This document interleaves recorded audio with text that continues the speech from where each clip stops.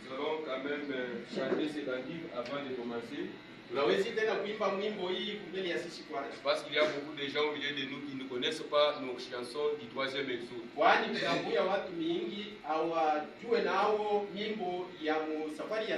Mais je sais que nous sommes en train de nous organiser pour pouvoir imprimer quand même quelques chansons.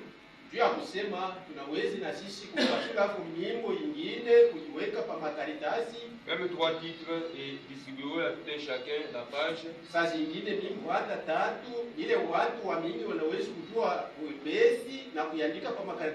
Amen. Amen. Je vois des messagers qui tendent la fin. Alléluia. C'est là les royaumes du ciel. Désolé du matin, c'est le même bonsoir. L'histoire, la lumière à Paris. Oh, moi j'entends les réjectés, les Saint-Esprit. On a absolu, oui, mais comme notre maison, il y a alors oh, moi j'entends les réjectés, les Saint-Esprit. On a absolu, mais comme notre maison, il y a Mario Brada. Épouser Jésus, soyons dans la joie. Alléluia. Et c'était ton on parlait pour nous. Alléluia. On aurait révélé le nouveau nom de Jésus. Alléluia. Il y a Mario Brada. Oh, moi j'adore les réjectés, les Saint-Esprit. On a absolu, mais comme d'autres maisons, il y a Mario Brada. Oh, moi j'adore les réjectés, les Saint-Esprit. On a absolu, mais comme d'autres maisons, il y a Mario Brada. Oh, moi j'entends les réjectés, les Saint-Esprit. On a absolu, mais comme d'autres maisons, il y a Mario Brada. Oh, moi j'entends les réjectés, les Saint-Esprit. On a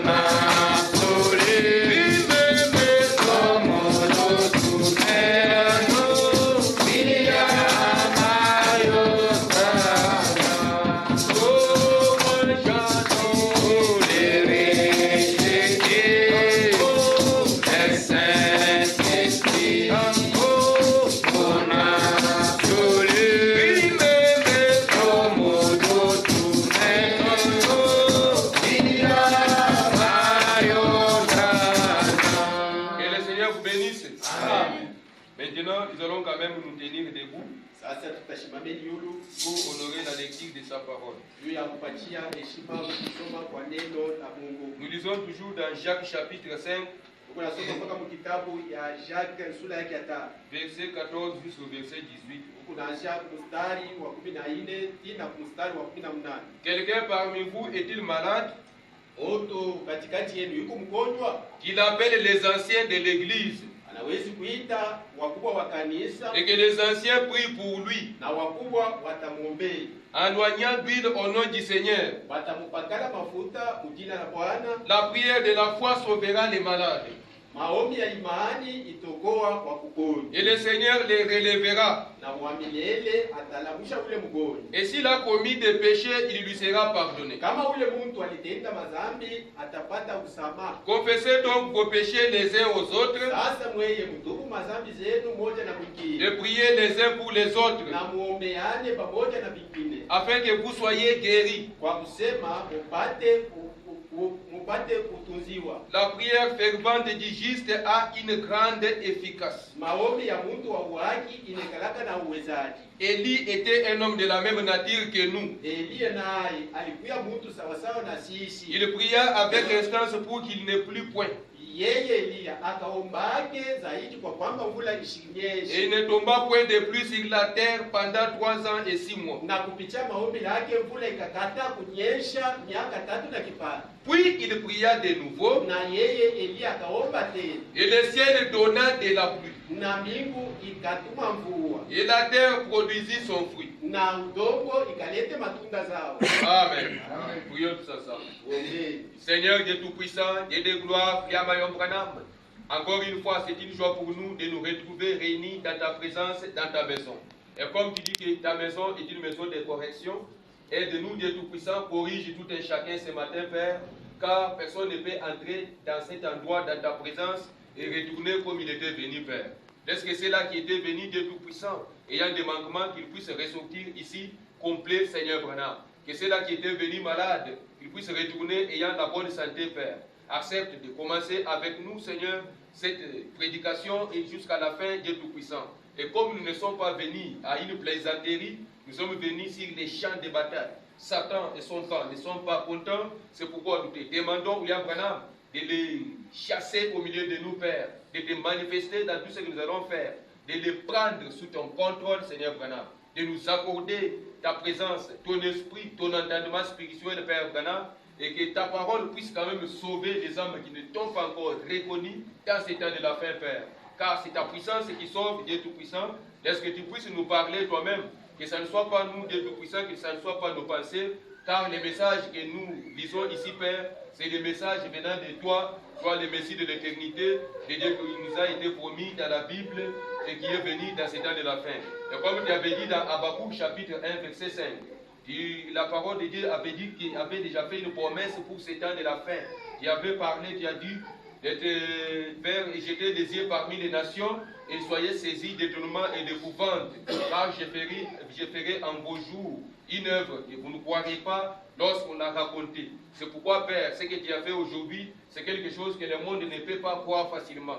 C'est pourquoi Jésus avait déjà promis, il a dit, je vous enverrai l'esprit de vérité, le consolateur, l'esprit de vérité que le monde ne peut pas croire. C'est pourquoi, Père, Jésus avait déjà dit que quelqu'un peut parler du Père, il lui sera pardonné.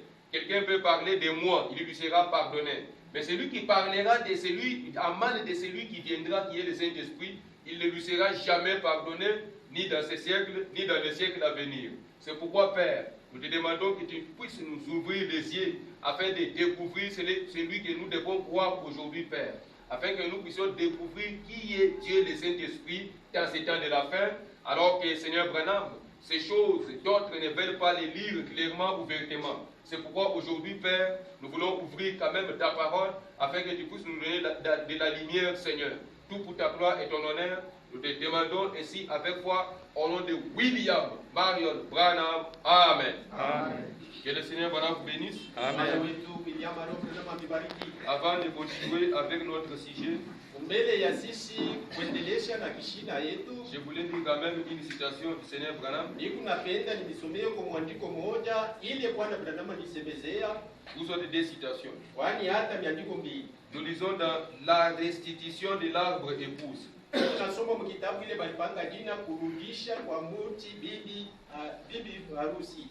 Un message prêché le 22 avril 1962. Au paragraphe 203, le Seigneur Branham dit: ainsi, ce petit gazam vint là pour ôter les fruits.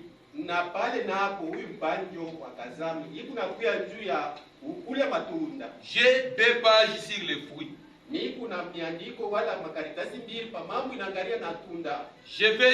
J'aimerais lire quelques-uns.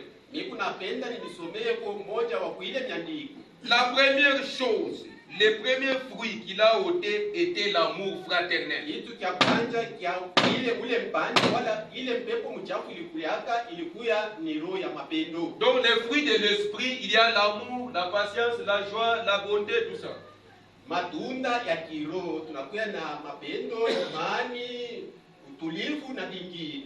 Les premiers fruits que les sauterelles a ôtés, c'était l'amour fraternel. Sasa tunda la kwanza ile ule mpanjo wakazala alikuja ilikuwa ni mapendo mkatikati ya watu. C'est vrai. Ndio vile. C'est l'une des choses qui tue l'église sur les champs. Kukosa mapendo kitu moja iko naua kanisa pale pale. Si nous n'avons pas d'amour fraternel les uns les autres, cela va tuer notre église. Kama tunakosa mapendo pamoja na vingine, walakini ile nayo ndio itaua kanisa. Lorsque l'amour fraternel, oui. Kama mapendo ya kibunduku inapotea. Ensuite, les fruits suivants qu'il a ôtés de l'arbre. Sasa tunda ya pili ile ule mpanjo moja moja alikulia kumuti. Vous vous rappelez, l'amour est le premier fruit de cet arbre. Mukumbuke ya kwamba mapendo inakalaka ni tunda ya kwanza vile mti. L'amour, mapendo, la joie, furaha, la paix, salama, la longanimité, na unyenyekevu, roho munene, la bonté, buzuri, la douceur, kulishusha, la foi, imani, la patience, na kuya na upole. C'est juste dans le Saint-Esprit. Yote vile inakuwa ni matunda yenye inakuwa ndani mwa Roho Mtakatifu. Maintenant, sasa 9 dons spirituels avec 9 fruits de l'arbre et tout, très bien. Inakuwa mazawadi kenda ya muchi ya kiro na inakuwa tena matunda kenda vile vile. Maintenant, les premiers insectes s'est mis à ronger les fruits de l'arbre. Sasa ule panjo moja moja alianza kula kwanja kuntunda la kwanja. Donc lorsque nous allons nous retrouver sans amour aujourd'hui, ni kusema kama hivi tumekusanisha hapa walakini hatuna na mapendo katikati yetu. C'est ça la chose qui peut tuer notre église. Si kitu ndio kia kwanja kile kinaweza kuwa kanisa. Vous trouvez quelqu'un qui vient à l'église, utaweza kukuta mtu yuko na viatika mkanisa, il vient pour retrouver les erreurs à aller condamner. Yeye kunakuya kwa kwamba apate benyewe vile vinakuya saa mambo mabaya ya kwenda kusemezea. Oh, pourquoi les pasteurs prêchent comme ceci? Les pasteurs devraient prêcher avec la dictature. Juu ya nini pastori yuko na ubiri saa yuko na bembelesha bantu lakini alipaswa kugaza mambo. Donc quelqu'un veut que le pasteur puisse prêcher de la façon dont lui aime. Utaona mwaminifu mwingine yuko napenda kwa kwamba pastori aanze kubiri mnamna yeye diriger la chair. Alors que le pasteur est conduit par le Saint-Esprit. Na pale napo il peut tout faire. Yuko napata uongozaji unatoka kwa Roho Mtakatifu. Écoutez une autre citation. Usikilize tena mwandiko ya pili. Nous sommes dans l'ordre de l'église. Tunakuwa sasa matengenezo ya kanisa. Prêché le 7 octobre 1958. Ya le 7 octobre 1956. Au paragraphe D. Tuko mstari wa pili. Quelqu'un qui aime son église et qui aime son pasteur va aller prier pour son pasteur. Mtu ule anapenda kanisa zake na anapenda pastori wake. Hivi napendeza tena aanze na yeye kuombea pastori wake oui. Au lieu de chercher quelque chose, aller créer toujours des problèmes là où il n'y en a pas. Bale pa kutafuta tu matatizo kwashi apapendeze pakuye mavuruko. Ah, c'est compliqué. Binakuwa tu vya ori. Donc il faut que nous puissions quand même grandir. Nato binapendeza hapo tukomale. Et avoir quand même la maturité. Na kusema tukue tu za batu basha kukomala na biku natenda vitu vya bakubwa. L'ordre de l'église de 1958, paragraphe D. Matengenezo ya kanisa ya 1958 mstari wake wa pili. Le Seigneur Branham dit. Ndugu Branham anasema hivi. La première chose que j'aimerais dire, kitu cha kwanza kile mimi napenda kusumbulia na mweye, c'est que le pasteur assure toujours la direction entière du tabernacle à mon absence. Ni kusema pastori wa kanisa anapaswa kubaki kuongoza mambo yote inaangaliana mkanisa pale mimi nami Branham sina hapo. Et à mon retour, je m'adresse uniquement au pasteur. Na kama mimi Branham nilikuwa msafari, nikirudi nitauliza maneno ya mwendeleo ya kanisa kwa pastori. Donc, ni kusema il assure la direction entière pendant mon absence. Ni kusema pastori anabakiaka na uwezaji wale uongozaji wa kanisa mzima pale mimi naondokaka. Il peut faire tout changement ou tout ce qu'il juge bon de faire. Pastori anawezi kuona ya kwamba hii maneno haistahili na anatengeneza wala anaweka kile kinastahili. Sous la conduite du Saint-Esprit. Sasa anawezi kutumika vile kufuata uongozaji wa Roho Mtakatifu. Donc quand le Seigneur Branham va venir, Ni kusema Bwana Branham kama anarudi kusafari, il ne va pas s'adresser aux frères qui causent les troubles que comment l'évolution de l'église. yeye demande au pasteur. kuuliza mwanamemba fulani mwenyewe anakuya tu na mvuruku mwakili yake ya kwamba kanisa ilibakia kusonga mbele namna gani. Il s'adresse uniquement au pasteur.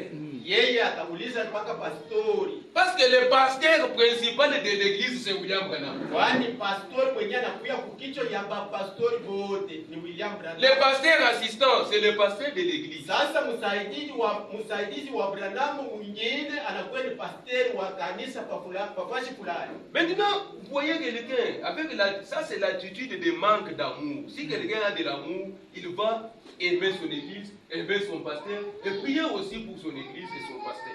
Ni kama mnaona mtendeo ya vile mkatikati ya watu wala waaminifu bingine inakuwa ni kushinda adabu. Kwani inapendeza mtu kama shapenda kanisa zake wala anapenda pastori wake, inapendeza tena aanze kuombea pastori wake maombi. Toujours dans l'ordre de 58 paragraphe 63, le Seigneur Branham dit. Tunakuwa sasa kumstari wa 63 mpaka mwile mapili moja. Le Seigneur Branham dit. William Branham. Et maintenant, Sasa hapa je m'adresse au pasteur, miku naonesha sasa pa pastori hapa. à notre frère Neville. Miku naonesha ndugu wetu Neville pastori wa Paifashi. En ce moment, Muhimu wakati comme le Seigneur Branham dit que je m'adresse maintenant à notre frère Manasseh. inawezekana kama Bwana Branham alikuja hapa alipasha kusema mimi naanza kusumbulia hii maneno niku naionesha pastori wetu Manasseh. En ce moment, Wakati souvenez-vous, mkumbuke il est le chef. huyu pastori wenu anakuya ni kiongozi. Il assure la direction entière. Ni kusema yeye ndio kunaangalisha mwendeo mtembeo wa kanisa. Frère Manasseh a le droit d'exercer toute l'autorité voulue par le Saint-Esprit. Ndugu Manasseh anakuwa na uwezaji wa kwamba anaweza kuongoza kanisa namna ile Roho Mtakatifu inapenda. Autrement dit, Mkusema kuzuri de dire tout ce que le Saint-Esprit lui dicte. yeye pastori Manasseh anakuwa na ile nguvu ya kwamba anaweza kuonesha kanisa kenye Roho Mtakatifu inataka. Dans l'église, Mkanisa il a le droit de faire tout ce que Dieu le conduit à faire. yeye pastori anakuya na uwezaji wa kwamba anaweza kusema naye kile Roho Mtakatifu itamongoza kusema. Il a aussi tous les droits sur son conseil des diacres. Na yeye pastori anakuya tena na sauti ya mwisho kubale benyewe wala tukundi tuabale biku natumika naye pamoja. Il peut remplacer le conseil des diacres ou des administrateurs. Anawezi kubadilisha benye banakuya mkundi wala ya bashemashi wala ya bachunga bitu bakanisa Ou les pianistes. wala hata mpika kindanda Ou tout autre poste dans l'église. hata kazi moya fulani mtu ashitumika mzuri anawezi kusema huyu ashitumika mzuri niweke mwingine. Selon qu'il se sent conduit par le Saint-Esprit à le faire. Yote vile anawezi kupitenda kufuatana na vile Roho Mtakatifu iko na mwongoza sema tenda vile. Et ce qu'il fera, j'en reconnaîtrai la validité. Na kile chochote pastori anawezi na yeye kutenda kufuata na uongozaji wa Roho Mtakatifu, mimi Branham nawezi kukihakikisha na mimi. Car je crois qu'il est un homme de Dieu. Kwani mtaaminia mpaka mpastori kwa kusema asiwezi kusema maneno yake yeye mwenyewe peke, ile inakuwa tu ni uongozaji, kwani yeye anakuwa mtumishi wa Mungu. Je reconnaîtrai que cela vient du Seigneur. Na nitatambua ya kwamba kenyewe anatenda vile inakuwa ni uongozaji unatoka kwa Mungu. Et je le sanctionnerai. Na tawezi mimi kuandika vile vile asha ichika. Par conséquent, Na muna ingine ceci lui donne donc à lui autorité de diriger l'église comme il se sent conduit à le faire. Oui, oui. ni kusema kama pastori eko naongozea kwa Roho Mtakatifu anakuya na ile wezaji ya kwamba yeye anawezi na yeye kuongoza mambo vile inastahili. Donc, où toute fonction dans l'église. Sawa sawa na makazi zote ile inatendeka mkanisa.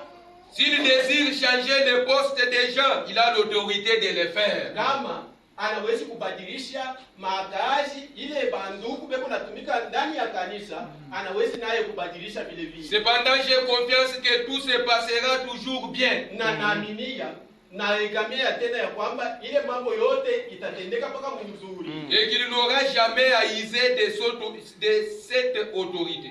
Na mimi najua sema asitawezi kuanguka hata siku moja kushinda kutumika hii uongozaji. Que le Seigneur vous bénisse. Amen. Lorsque le pasteur est conduit à changer quelqu'un de son poste, faire mettre quelqu'un vient que non, comment le pasteur est en train de faire ça? Il commence à condamner. Pastori anabeba mipango ya kwamba ashione kama ndugu fulani ashitumike kwa fasi ile balimutia mzuri, akipende kubadilisha ya kwamba abebe mtu mwingine. Unaona mwingine mwanamemba analamuka ndio kwanza kustaki pastori. Kwa nini yeye atatenda vile? Le pasteur fait ce qu'il fait sous la conduite du Saint-Esprit. Pastori ana mtu wa makama nguvu yiku natenda kufuatilisha na ile uongozaji ile kunapata kwa Roho Mtakatifu. Amen. Amen. Maintenant, nous continuons avec notre sujet. Sasa tunasonga na kishina yetu Intitulé Amène les gens à te croire. ile tulipanga jina kwa kusema mfikisha watu wa kuamini. Amène les gens à te croire. Fikisha watu wa kuamini wewe. C'est une commission que le Seigneur Branham avait reçue. Ilikuwa ni hudumu yenyewe Bwana Branham alipataka Pour amener les gens à le croire lui.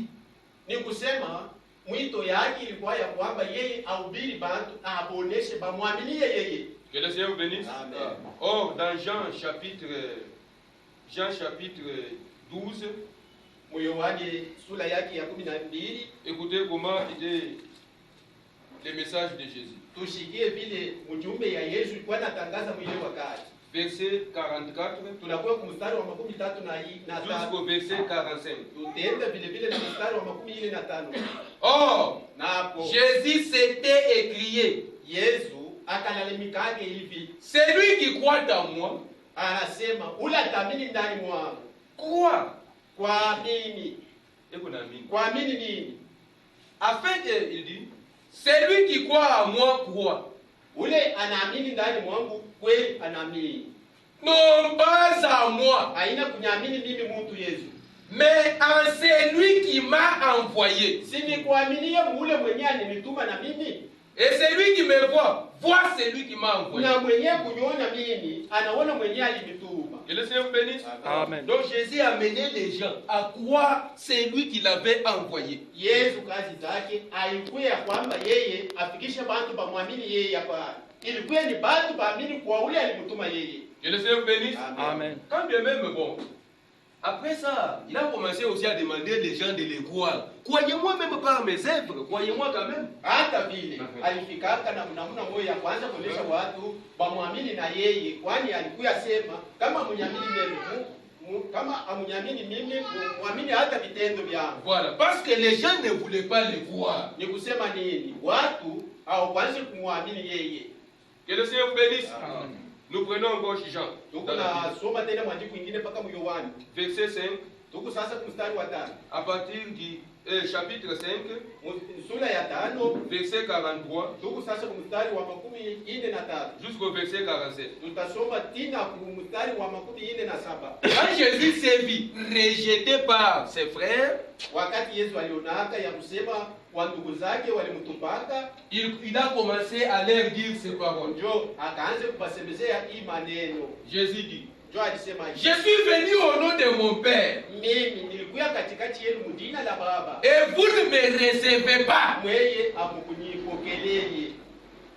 Si un autre vient en son propre nom, Kama mwingine atakuya mjina lake, vous les recevrez. ule naye Amen. mtamupokelea. Que le Seigneur vous bénisse. Amen. Donc, comme Jésus s'est vu rejeté, Vile Yesu alionaka ya kwamba wandugu yake walimtupa, c'est pourquoi il a dit que comme vous m'avez rejeté, l'autre viendra en son propre nom. Et il nous demande même de les recevoir. njo kwa maneno alianza kutambulisha kuonesha ya kusema hata vile amwamini kwangu, lakini kutakuwa mwingine atakuwa mwingine lake, ule naye mtamwaminia. Comment pouvez-vous croire Sasa mtawezi kuamini namna gani? Vous qui tirez votre gloire les uns des autres. Mweye benyewe mchingali Mungu na kukutana utukufu kwa bengine na bengine. Et qui ne cherchez point la gloire qui vient de Dieu seul. Na mweye akupendeke kutafuta utukufu ule unatoka mbinguni kwa Mungu. Ne pensez pas que moi je vous accuserai devant le Père. Mshiwazie ya kusema mimi nitaweza kumistaki kumbele ya Baba. Celui qui vous accuse c'est Moïse en qui vous a permis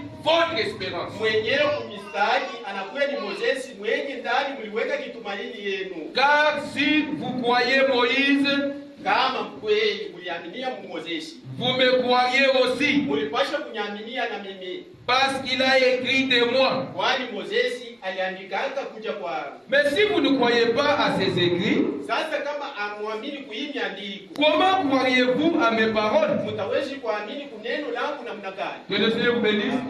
Moïse a promis la venue de Jésus. Moses alilakaka kuja kwa Yesu. Il a promis ça dans Deutéronome 18, verset 15. Alilakaka kuja kwa Yesu ilikuwa ni mu kitabu ya Kumbukumbu sura yake ya 18 mstari wa 15. Et quand Jésus vient, sasa wakati Yesu alikuja, on le rejette par ses frères. Ndio alimtupaka kwa ndugu zake. Qu'est-ce que ses frères lui disent? Ndugu zake walikuwa nasema na yeye namna gani? Nous croyons seulement Moïse. Sisi hata useme je, sisi tunaaminia mpaka mambo ya Moses wala mu masheria. Ça nous allons lire après. Ile tutasoma tena kisha prenons d'abord les livres du Seigneur. Tubebeni mbele kitabu ya Bwana bila Nous sommes dans les livres d'exposé.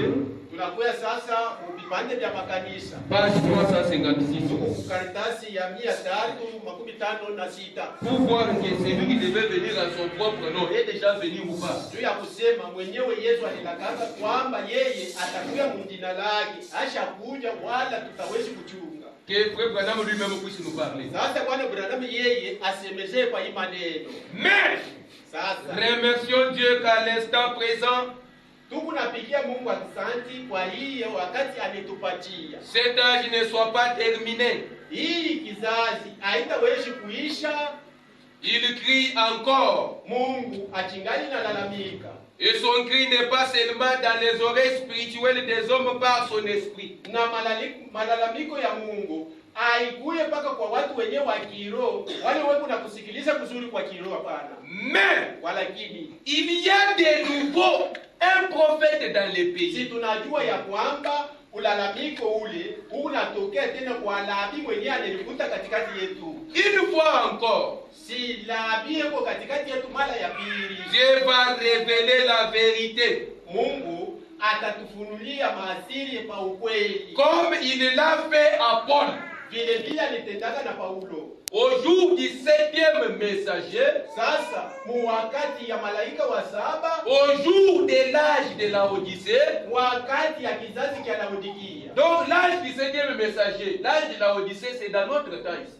Tuseme wakati ya kizazi cha Laodikia, wakati ya malaika wa 7 ni wakati hii tunaishi na mweye. Au jour du 5e messager, sasa wakati ya malaika wa 7, au jour de l'âge de la Odyssée, wakati ya kizazi cha Laodikia, ce messager révélera les mystères de Dieu. Huyu malaika wa 7 yeye ndio atafunulia watu masiri yote ya Mungu. Comme ils ont été révélés à Paul, vile vile ilitambulishiwa kwa Paulo. Il parlera.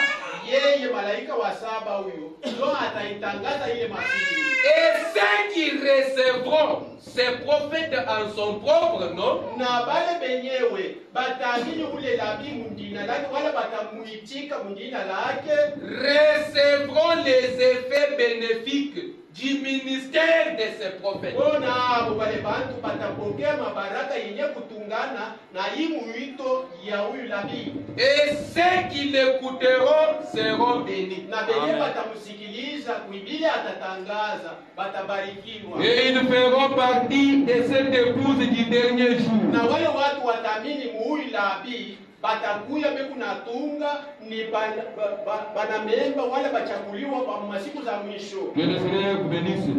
Mungu atubariki. C'est pourquoi nous avons réussi. C'est lui qui devait venir en son propre nom. tuku bantu bali banapokea mwenye alipasha kuunya mnina lake. Maintenant, Sasa là, il n'y avait pas moyen de rester dans ces messages avec le Messie des Juifs. pale napo hakuna tena namna ya sisi kubaki muhimu jumbe ya sasa, kwa lakini tukunaaminia mumasia wa Wayuda. Parce que dans les messages Shalom, paragraphe 260, Ni kusema mujumbe ile Branham alipanga dini ya kusema salama yenye kubulia mwitare paragraphe 260, mstari wa 216.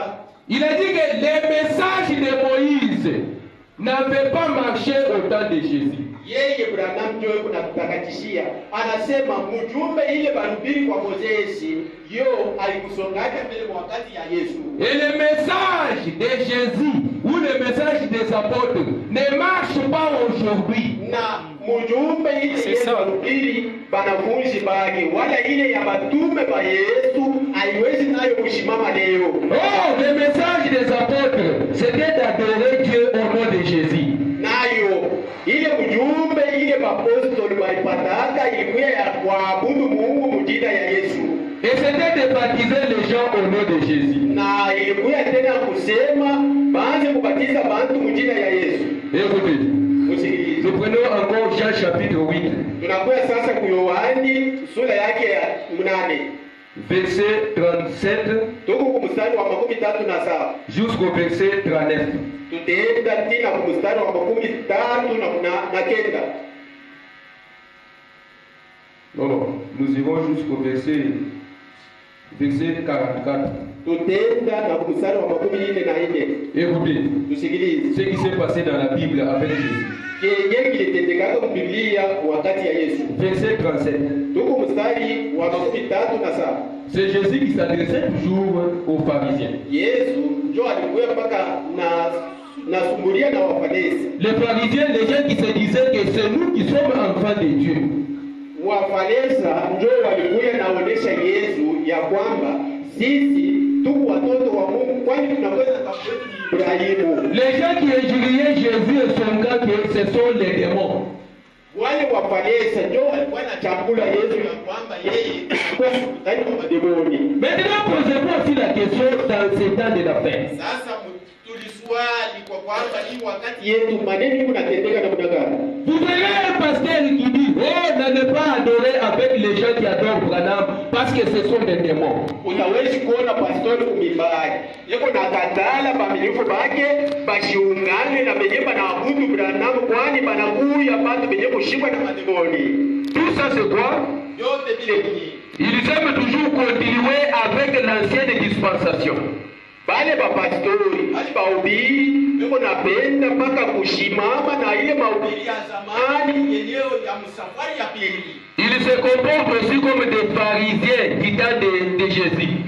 Beko na litwala namna moja ya bafanisa bale baliishi nabo wakati ya Yesu. Posez-vous la question, mon frère, ma soeur. Sasa kuswali bandugu banaume na Dans Matthieu 24, verset 9, Jésus a dit, Mathayo sura ya 24 mstari ya kenda il a dit que à cause de mon nom, vous serez haïs. alisemaga ya kwamba kwa jina langu wewe utakuwa batu bakukataa mafashi yo. Maintenant, si vous commencez à prêcher Jésus là-bas, est-ce que tu seras haï? Non. C'est tout le monde. Même les catholiques. Vous aurez 200 personnes qui demandent dans votre église. Maintenant,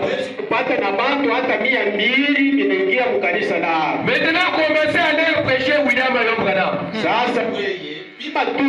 Kwanza kubahubiri asema Mungu ashatoka. Hata Yesu hapa tunakuwa na Mungu hali ya kiroho mtakatifu ni undani. À ce moment-là, tu seras sujet de qualification.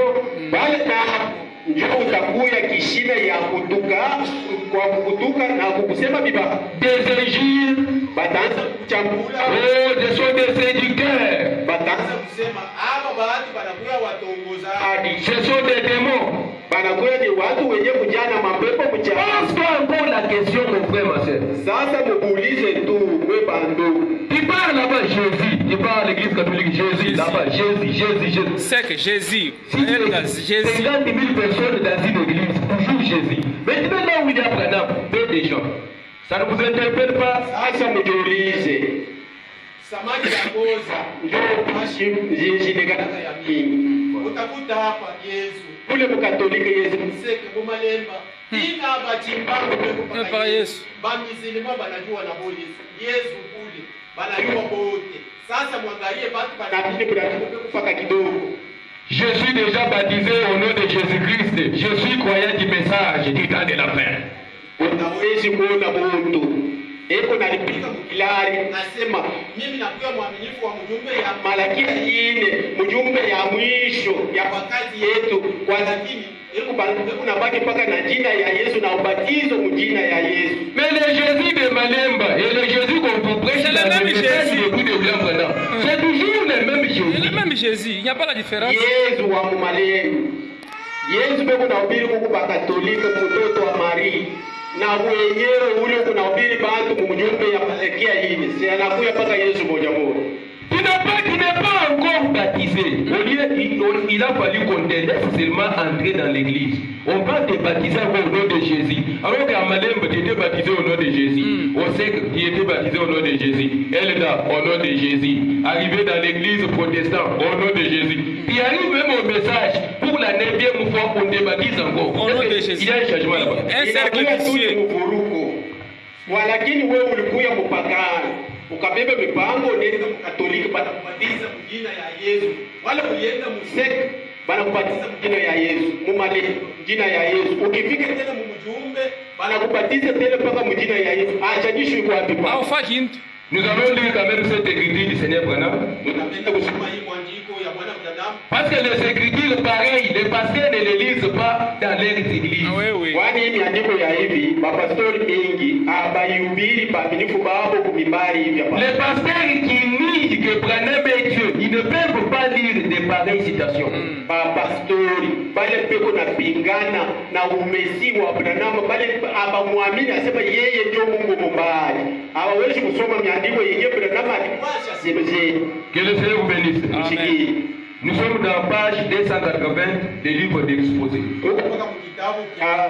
Wakati ya bizazi vya makanisa tunakuwa kwa karatasi ya 280. Voilà qui répand la lumière dans nos esprits. Mwangalie sasa yeye yuko na tumba mwangaza yake mumaro yetu. Nous avons une pièce de monnaie. Tunakuya hapa na kichele cha mafuta. Vous connaissez ce qu'on appelle les pièces de monnaie de Kinshasa. Kama mnawezi kukumbuka hapo mabichele ile tulikuwa nayo Mobutu. Qui porte d'un côté les dieux. Kile kingolongolo unawezi kukuta ngambo moya kiko nasemezea Mungu. Et de l'autre la prêtresse ou prophétesse.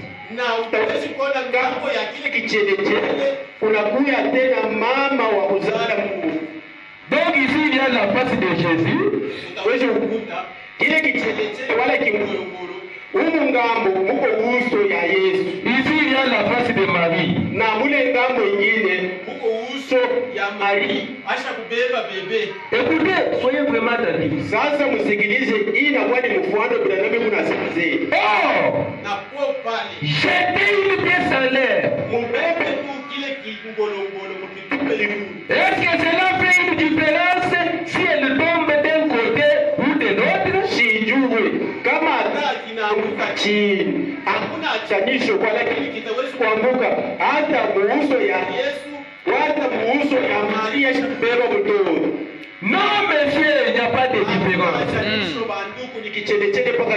C'est toujours la même pièce. Ni kusema hata wewe huko naabudu Maria na kule kunaabudu Yesu. Bantu bamoya. Voilà la religion catholique de Jésus et Marie.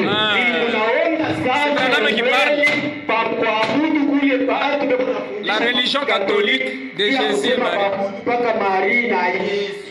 Donc si vous trouvez quelqu'un dans ce message du temps de la fin avec le nom Jésus, il est de l'église catholique. Kama wewe mnakuta Mungu hii mjumbe ya Malaki 4 achingaye kunatembea paka na jina ya Yesu na ubatizo mjina ya Yesu ni ndugu yao ya bapapa na bapretre katolika. Parce que c'est toujours la même religion.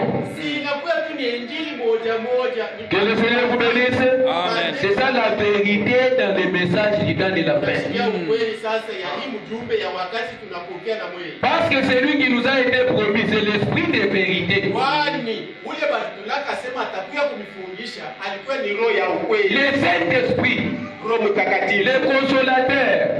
Mfariji mwenyewe. C'est pourquoi nous devons toujours vous prêcher la vérité. Amen. Kwa ukweli tutamhubiri nayo hata vipende batukate shingo.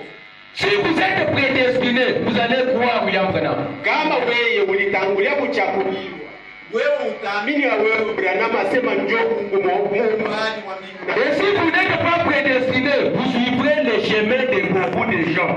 Jésus. Aukuye na wewe mteuliwe. Wewe utafuata kundi ya watu wa mingi wale wanatembelea kubarabara munene. Que le Seigneur Branham nous bénisse. Amen. Nous prenons Colossiens chapitre 8, Huko nasoma sasa Yohani sura yake ya 8. verset 37 Tuko mstari wa 37 jusqu'au verset 44. tutaenda tena mstari wa 44. Les paroles de Jésus toujours. Zilikuwa paka maneno ya Yesu. Il dit, Anasema hivi. je sais que vous êtes la postérité d'Abraham, Mimi najua kweli mwenye Mungu kizazi cha Ibrahimu. mais vous cherchez à me faire mourir. Sasa Mungu napenda munyuwe. Parce que ma parole ne pénètre pas en vous. Ni kusema neno yenyewe niko nakifundisha haiyapata kwa shindani mwenu. J'ai dit ce que j'ai vu chez mon père. Mimi hivi niko natangaza ni vile niko naona kwa baba. Et vous faites ce que vous avez entendu de la part de votre père. Na yeye Mungu nafanya vyenye Mungu nasikiliza kwa baba wewe. Il lui répondit, Na bona hapo balimjibu. notre père c'est Abraham.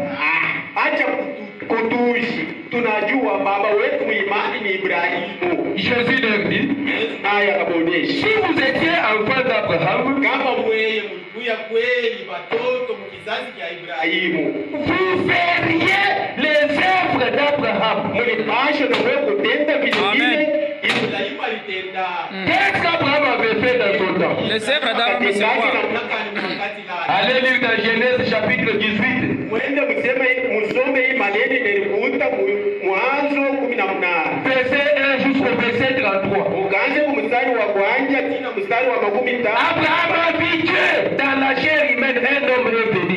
Ibrahimu akapokeleaje Mungu mumbadi kwake ili ya binadamu. Accompagné de deux anges. Yeye Mungu alikuwa ameshindikiziwa na watu wawili. Et Abraham a adoré Elohim dans la chair humaine. Ibrahimu akaone Mungu ule ashiaonaka na mwana mwili ya mtu mara ya kwanza na alimwabudu. C'est pourquoi Jésus leur dit, Yo pale Yesu alikuwa anabonesha. si vous étiez enfant d'Abraham, Kama mweye mulikuwa na mweye kizazi cha Ibrahimu. vous feriez les œuvres d'Abraham. Mulipasha na wewe kutenda vile baba wenu Ibrahimu alitendaka kuimani. Parce que Jésus était le Messie de leur temps. Kwani Yesu alikuwa Masihi wala mpatanisho. Jésus était Dieu de leur temps. Yesu alikuwa Mungu kwa wakati yao. Maintenant, on dit qu'ils adorent aussi Dieu, Jésus dans la chair humaine. Pale walipaswa na kwa kuabudu Yesu mwenyewe kubaki Mungu mwili ya binadamu. Ils l'ont rejeté.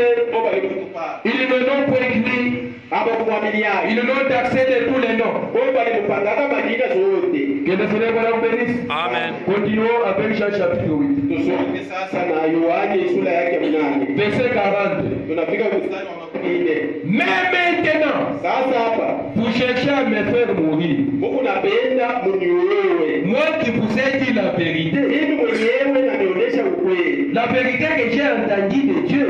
Sasa ukweli haikuwa yangu na ishoka kwa Baba. Cela Abraham ne l'a point fait. Kile mwenye Mungu natenda, Ibrahimu hakutendake vile. Vous faites les œuvres de votre père. Mwenye Mungu natenda vitendo vya baba yenu Shetani. Il lui dit, nous ne sommes pas des enfants illégitimes. Joba alimuonesha sema sisi hatuna watoto wa wandumba. Nous avons un seul père, Dieu. Sisi tunajua tunakwenda baba wetu moya tu ni Mungu. Jésus leur dit, Yesu akabudia, si Dieu était votre père, kama kweli Mungu alikuwa ndio baba wetu, vous m'aimeriez. mlipasha na mimi kunipenda. Que le Seigneur vous bénisse. Amen. C'était difficile pour que Jésus soit cru et soit aimé. Mambo wakati ya Yesu ilimkuyaka nguvu kwa kusema watu kwa wakati yake bamupende na bamuamini. Et c'était un combat avec les parisiens. Silikuwa ni ugomvi wa kiroho mbele ya wafalesa. Il dit, je ne suis pas venu de moi-même. Mimi mnajua vizuri. Silikuwa mimi mwenyewe na kwanza kubiri. Car c'est de Dieu que je suis sorti et que je tiens. Silikupitia kwa Mungu ndio mwenyewe natokea ndio kule. Mais c'est lui qui m'a envoyé. Sasa mwenyewe ananituma. Pourquoi mwenyewe ndio alinituma. Pourquoi ne comprenez-vous pas mon langage? Sasa sijui ya nini. Hawezi kuelewa hapo. Kweupe kwa kusema mimi silikuwie mimi mwenyewe bali nilituma na mimi. Jésus a souffert pour que l'on puisse croire dans son message. Yesu alitesaka kweli wakati yake ndio kusema bado baamini mjumbe lake. Pourquoi ne comprenez-vous pas mon langage? Juu ya nini mweye amwelewa hata kusema kwangu? Parce que vous ne pouvez écouter ma parole. Vile mweye amwezi kulishikia neno langu. Maintenant Jésus, il était poussé à bout, hein? Il était bale napo. Yesu anelikuta acha kulipiga kukibombashi kumwisho tu.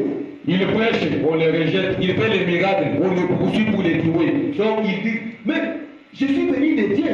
Vous deviez m'aimer si vous étiez enfant de Dieu. Alihubiri iko paka vibaya, akatenda miujiza, atunze bantu yote, banaanza kufukusha kwa kusema pamoja. Jean anaanza kuonyesha kwa lakini mimi na mimi sinatokea kwa baba. Ok, Jean chapitre 8 verset 44. Tunakuwa Yohani sura yake ya pili mstari wa 14. Finalement Jésus leur dit ceci. Yesu akaona maneno inakuwa nguvu ndio anaanza kuonyesha hivi. Vous avez pour père le diable. Mweye mimi naona tu. Mungu mweye na baba yenu ni shetani. Et vous voulez accomplir les désirs de votre père. Na mimi naona mnapenda kutimiza mapenzi ya baba wenu. Il a été ménétrier dès le commencement. Yeye salikuyaka mtombozi tangia kule kumwani. Et il ne se tient pas dans la vérité. Yeye ashikushimama yake ukweli. Parce qu'il n'y a pas de vérité en lui. Kwani ndani mwake hakuna ukweli. Lorsqu'il profère les mensonges, wakati yeko naonesha watu uongo, il parle de son propre fond. Neko nasemea kupitia ndani mwa moyo wake. Car il est menteur et le père du mensonge. Yaani yeye anakuwa mtu wa uongo, baba mwenyewe wa uongo. Que le Seigneur bénisse. Amen. Jésus reprit donc la parole et leur dit. Yesu akachukua maneno akamwonyesha hivi. Ah, ça ici c'est Jean chapitre 5. Nous venons continuer avec ceci. Bali napo tutakuwa kuongeza mwisho. Donc Jésus leur dit. Yesu alimwonyesha. Votre père c'est le diable.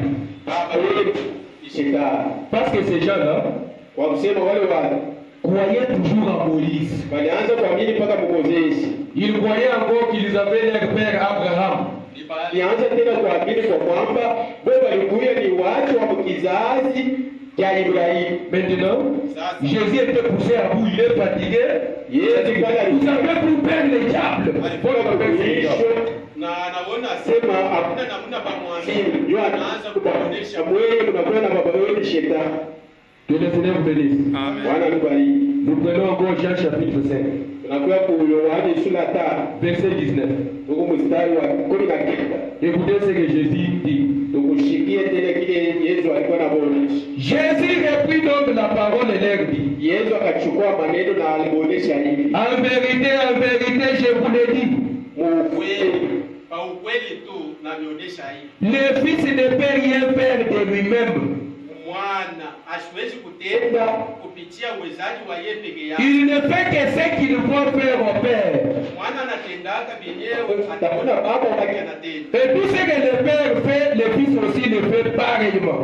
Na yote vile mwana ataona baba anatenda naye atavitenda. Nous prenons maintenant William Branham. Tuchukue sasa William Branham. Pour bien comprendre Jean chapitre 5, verset 19. Juu ya sisi kuelewa sasa kienyewe baliandika Yohane sura ya 5 mstari wa 19. Nous sommes dans le message possédant les portes de l'ennemi. Tunakuya mu mjumbe ile balipanga kina kushika milango ya Paragraphe 122. Huku mstari wa 122. Laissez-moi Branham dire. William Branham kuna Maintenant, messieurs, sasa mweye bantu. s'il existait un seul moyen pour moi de vous aider, je le ferai. Kama kulikuwa tu namna moja ile nilipaswa kumpatia msaada, nilipaswa kulipatia. Voyez-vous, Unaona? je suis simplement... Mie na mie Nous sommes simplement des inconnus. najua kweli mimi na wewe ndugu hatujuana pale. Là, c'était dans la ligne de prière. Hein? Ile ilikuwa ni mstari wa bagombea, palikuwa bagombea. Le Seigneur Branham voulait prier pour les malades, ces malades-là. Bwana Branham alipaswa kuombea wale watu walikuwa mstari wa bagombea. Non, non, c'était un malade qui était devant lui. Sasa ile mstari alikuwa mbele ya Mungu mwenyewe, alikuwa na yeye mkono. C'est ainsi qu'il commence à lui adresser quand même ses paroles. Jo pale Bwana Branham alianza kusumbulia na ule mtu alikuwa mkono. Il lui dit, Anasema, je vous rencontre pour la première fois. mimi najua wewe na mimi inakuwa ni mara ya kwanza sisi kuonana. Mais je suis responsable en tant que ministre Sasa nakuya tu na ile uzito paro saa vile ni mtumishi wa Mungu de dire la vérité juu ya kusema nikuoneshe mpaka ukweli et d'être un témoin de Jésus-Christ. nakuya tu mshuhuda wa Yesu Kristo. Et maintenant, Sasa je ne veux pas que vous me disiez quoi que ce soit. mishipende wewe uanze kunionyesha sema pale nilikuya ngambo hapa. Je veux simplement que vous me répondiez en disant si oui ou non c'est simple, c'est vrai. Mimi napenda kama mimi nakuonesha mambo fulani ile wewe unajua mzuri unasema ni ukweli, wala vile unasema ni jambo. Et ensuite laissez-les agir. Na wewe wale nitakuonesha tu unasumbulia, wache tu Mungu atende miujiza. Et s'il accomplit la même chose ici sur l'estrade, Sasa kama utaona Mungu anatenda vitendo moja moja huku mibaya à travers ce corps aussi qu'il a accompli à travers le corps de Jésus, Epo natenda vile vitendo moja moja kupitia hii mwili inakuya huku kumimbari vile vile alitendaka na Yesu. voilà. Soit Dieu en Christ, Sawa vile alikuyaka Mungu ndani mwa Kristo. Jésus a dit, Yesu alisema, je ne fais rien avant que le Père qui est à moi me le montre. siwezi kutenda kitu hata kimoja kumbele ya mimi kuona Baba kunionyesha. Il me dit quoi faire. Baba wangu ndo ananionyeshaga kwa mimi kutenda. Il dit, Anasema, ce n'était donc pas Jésus qui parlait à la femme. ayukule Yesu ndio mwenyewe alikuwa anasumbulia na ule mke kukishima ya mai. C'était le Père en lui qui parlait à la femme. Ilikuwa Baba wa Yesu ndio mwenyewe alikuwa anasumbulia na ule mke Msamaria kukishima ya mai. Ce n'était pas Jésus qui connaissait qui était Simon Pierre. Aina Yesu ndio mwenyewe alitambua akasema huyu ni Simoni kisha yake atakuwa Petero hapa. C'était le Père qui demeurait en lui qui connaissait Simon Pierre. Ni Baba wa Yesu ndio mwenyewe alitambua kwa kwamba huyu alimpangaka Simoni kwa hapo kwa, lakini mimi nitampatia jina atakuwa Petero. C'est cela. Ndio vile. Vous voyez? Unaona? C'est cela. Si ndio vile vitu vilikuwa. Donc quand Jésus était avec la femme samaritaine au puits, Pale Yesu alikuya mwenyewe kumbana na ule mke Msamaria et quand il a commencé à discerner ses pensées, il lui a dit que vous avez 5 maris. pale alianza kutambua mafikiri ya ule mke na kumuonesha alikuwa na babwana 5. Le Seigneur Branham dit que ce n'était pas Jésus, c'était son Père en lui. Il connaissait les pensées de cette femme-là. Bwana Branham kuna atakatisha asema ule alianza kusumbulia na ule mke ashikuye Yesu, kwa lakini ilikuwa ni baba wake Roho Mtakatifu ndio alikuwa mwenye kutambua maisha ya ule mke. Même quand Jésus rencontrait les 12 apôtres, il dit, toi qui es Simon Pierre, toi qui es Jean, toi qui es Matthieu. Ce n'était pas toujours Jésus, c'était son Père en lui qui connaissait qui était Simon-Pierre, qui était qui. Hata vile Yesu alibumbanaka na wanafunzi 12 na kwanza kubaita kwa majina, wewe huku Petero, wewe huku Nathanaeli, wewe huku Simoni. Haikuye njoo yeye mwenyewe wala kujua ile manina, ilikuwa ni baba wake ndio mwenyewe kutambua wale watu. C'est ça Jean chapitre 5 verset 19. Njoo usikilivu mzuri wa Yohani sura ya 5 mstari wa 19. Là où Jésus a dit que je ne fais rien de moi-même, je fais seulement ce que mon Père me montre. Fasi jeneo Yesu alisemaka, walakini mimi sawasawa na mwana siwezi kutenda kwa mimi peke yangu, na chunga mpaka kile baba anawezi kunyongoza. Mais un jour, William Branham était à la chair. Sasa siku moja William Branham alikuwa kumibara, en train de prier pour les malades. alikuwa anaombea wagonjwa. Il y avait une femme qui avait des béquilles. Kulikuwa mke mmoja ule alikuwa yuko anatembelea kumambao. Et quand cette femme-là a vu le miracle que William Branham faisait, ule mke wakati alionaka miujiza ile Bwana Branham alikuwa anatimiza, elle est venue avec ses béquilles. jo alikujaka na yeye kumstari wa magonjwa, yeko anatembelea kumambao, Arrivé dans la présence du Seigneur Branham, sasa wakati alifikaka uwepo wa William Branham, il a fixé juste ses yeux dans les yeux de William Branham. jo alifikaka macho ya William Branham, Et il a pris les béquilles, il a déposé sur la chair. na alichukuaka mambao ile ilianza kusaidia vile alikuwaka wakilema, Et elle est partie en train de courir. anatoka iko nenda na kukimbia. Et le Seigneur Branham bénisse. Le Seigneur Branham n'a pas prié. Bwana Branham ashikuomba, Juste la présence de William Branham. ilikuwa tu ni kuangalia tu uwepo wa Branham, Et que les yeux de Branham fixés dans les yeux de cette dame. na macho ya Branham inapikana na ya ule mke, Et cette dame a pris les béquilles et a déposé sur la chair. na ule mke anaona sema huyu ndio mwenyewe anaweza kuniponesha hapa, mimi natula mambao. Les petites jambes sont repoussées, elle est partie en courant. Mkulu yake ilikuwa ya kulinyonga, ile ilikuwa ya kuvunjika, na inaishimama inanyondoka, anaanza kukimbia mbio. Et qui avait montré à Branham de guérir cette femme? Sasa ni nani ule alionyeshana Branham asema mtumize ule mke? C'est pourquoi Jésus dit dans Jean chapitre 14 verset 12, Ndio pale Yesu naye tunasema Yohani sura ya 14 mstari wa 12, celui qui croit à moi fera les œuvres que j'ai fait, il en fera des plus grandes. ule ataamini ndani mwangu atatenda vitendo vyenyewe mimi natenda, na atanipita.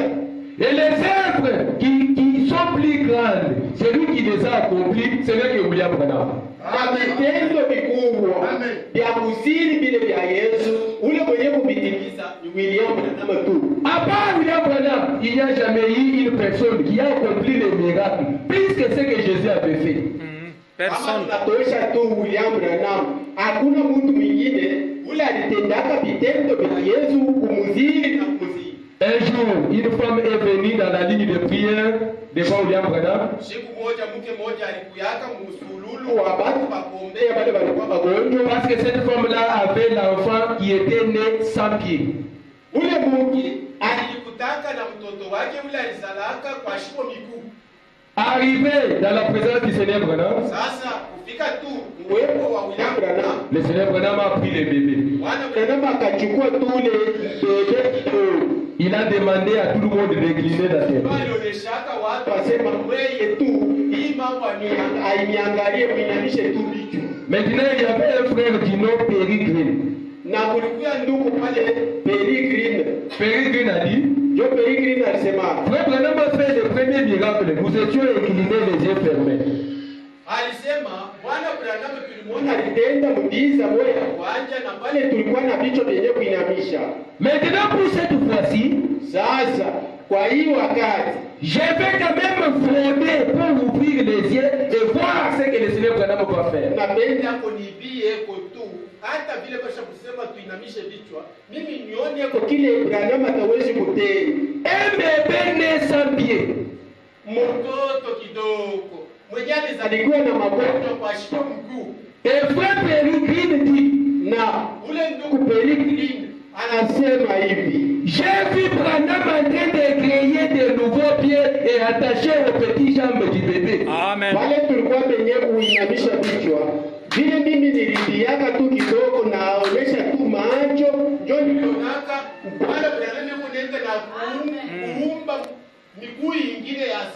ya kuiweka kumile. Et à partir de cela, donc je ne comprends pas qui est William Branham. Amen. Mon esprit fut troublé. C'est le Dieu créateur. Anasema tangia tu nikaonaje ile maneno siyaelewaka Branham ni la bitu kule kwa lakini anaweza kuya Mungu muumbaji. Que le Seigneur Branham bénisse. Amen. Donc le miracle que le Seigneur Branham a fait, Ni kusema miujiza na vya kushangaisha vile Branham ashatenda. c'est que Branham a déjà même créé à partir de sa parole, parce qu'il a créé les pieds de cet enfant-là, à partir de rien. Il a créé de nouveaux pieds. Branham alikuwa na uwezaji wa kusema hata sauti wala kutenda kitendo kwa shiko hata kutosha kiwango mkino. Même, Aliumbaka ile miguu ya ule mtoto. même Jésus ne l'a jamais fait. Oui, oui. Ya vile hata Yesu ashiyatendaka yeye kuchukua miguu ya hapa. Jésus était clair. Il a dit que c'est lui qui croira à moi. Celui-là, c'est William Branham. Ce n'est pas toi, ce n'est pas votre pasteur, ou soit le pasteur et quelqu'un qui se dit que j'ai aussi la colonne de feu, je suis huitième messager. Ile maneno ile Yesu alikuyaka nasema mu Yohana 14:12 ya kusema ule atabiri ndani mwake atatenda benye Yesu kunatenda na kumpita babi yake. Ile maneno ya pastori wala mhubiri moja anawezi kusema na yeye ya kwamba kama tunaka nguzo la moto mundoto iko pakichwa lake ndio anawezi na yeye kufanya benye Branham alitenda pale. Donc les gens qui prétendent être croyants de ce message, pour adorer William Branham, il faut que le nom de Branham soit dans la Bible. Watu wengine hatujue kama ni waona mazimu. Beko nalikuta mjumbe ya Branham. Kwa lakini juu ya kuabudu Branham beko nasema ilipendeza jina ya Branham bayaandike tu mu Biblia hivi yasema Branham.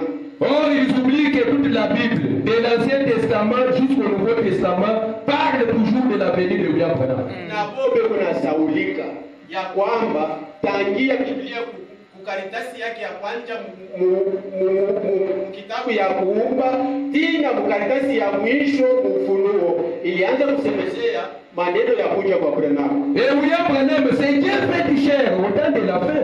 William Branham anakuya Mungu ule tunaona na macho mwili ya binadamu. Ils oublient que Jésus est né après l'Ancien Testament. Na Après l'Ancien Testament. Kuna saulika ya kwamba Yesu alikuwa mwenyezi alikiwa hii agano Mungu alishaanza. Ce qui a poussé les 12 apôtres de gloire, c'était ce qui a été promis. C'est donc ce qui a été promis dans Esaïe, dans l'Ancien Testament. Vile vilisukuma pale Juste la promesse. alikuwa ni Yesu. Ilikuwa njoo vile walikuwa bashatangaza Myeshai, hata Yohani Mbatizaji alikuwa ashasemezea na yeye maneno. Dans Esaïe, on avait déjà promis qu'une vierge concevra, enfantera un fils et elle lui donnera le nom d'Emmanuel. Pas le nom de Jésus, le nom d'Emmanuel. Myeshai walikuwa bashasemezea kwa kwamba kutakuya mke bikira, ule naye atazala mtoto mume na batampatia jina ya Emmanuel, akakutaye jina Yesu. Et le nom de Jésus n'était pas dans l'Ancien Testament. Na jina Yesu haikuyake yenye kuandikiwa muagano ya kale.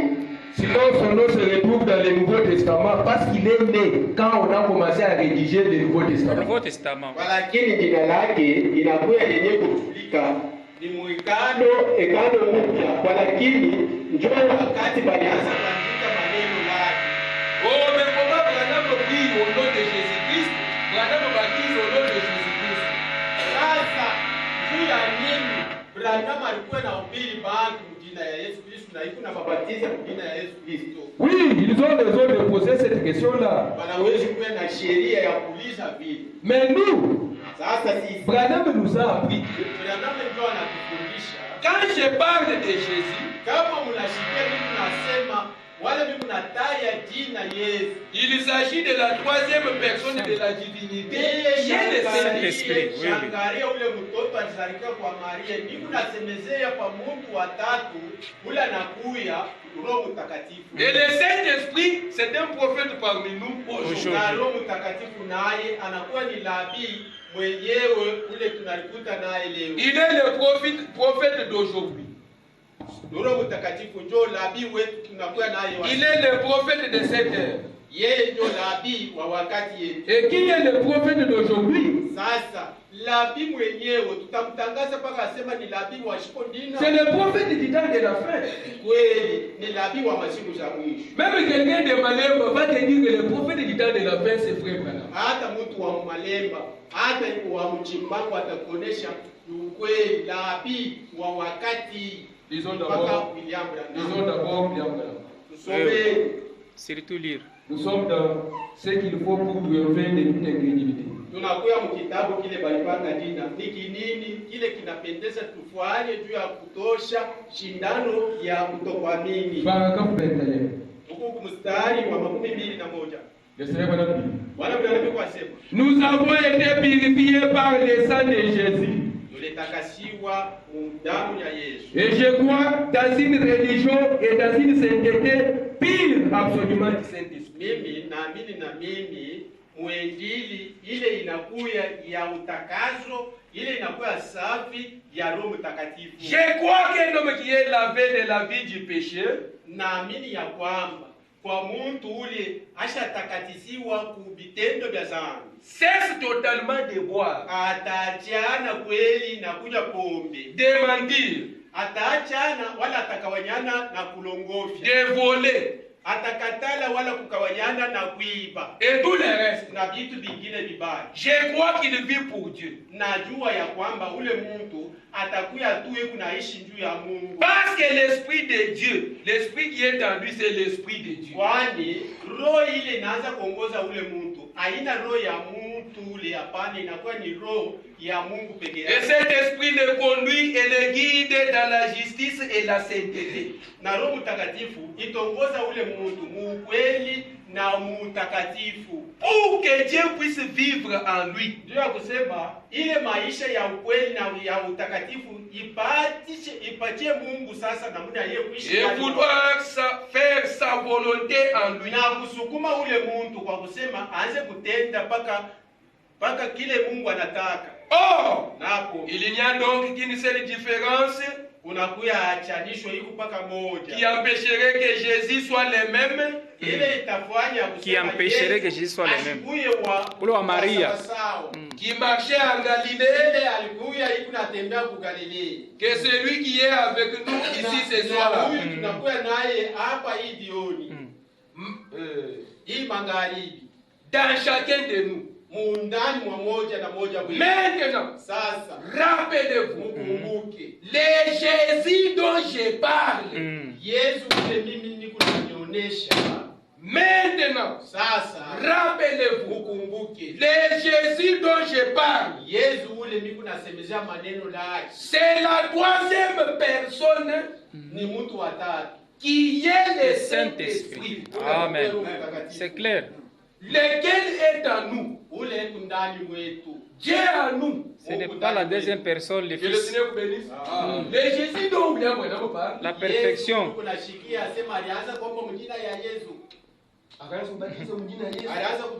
C'est la troisième personne de la vie. Qui est lui-même.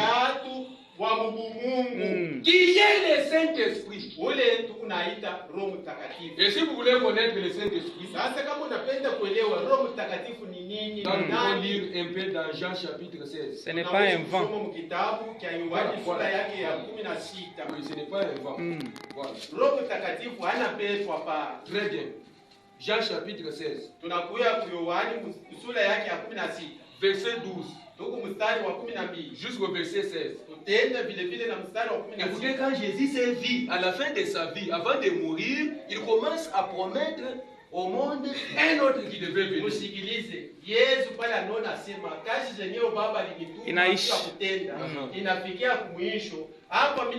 Il était clair. Il y a personne ne vous trompe que non, le Saint-Esprit c'est celui que les 120 ont réussi la confusion. Ça c'est grave.